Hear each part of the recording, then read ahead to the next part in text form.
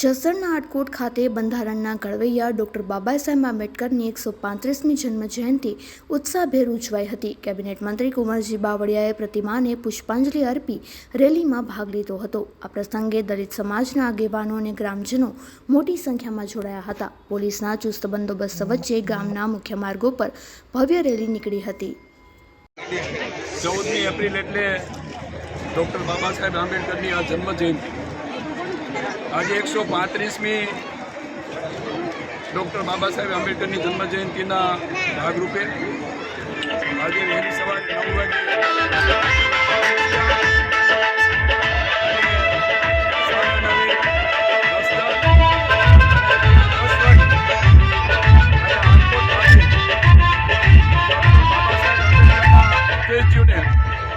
ફૂલહાર કરીને સૌ સમાજના દલિત સમાજના વરિષ્ઠ આગેવાનો તો ખરા, પણ સૌ સમાજના ભાઈઓ બહેનો અને આગેવાનોની ઉપસ્થિતિમાં આજના 135મી જન્મ જયંતિની ઉજવણીના ભાગરૂપે આજે અહીંયા અમે આટકોટ ખાતે આવ્યા છીએ।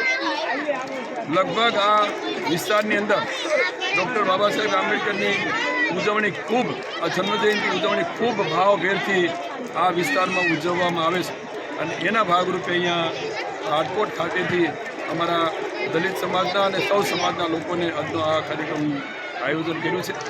ડૉક્ટર બાબા સાહેબ આંબેડકરની એક હંમેશા સંદેશ રહ્યો છે કે સૌ સમાજની સમાનતા, સમરસતા અને બંધુત્વની ભાવનાથી સમાજનો વિસ્તારનો વિકાસ થાય।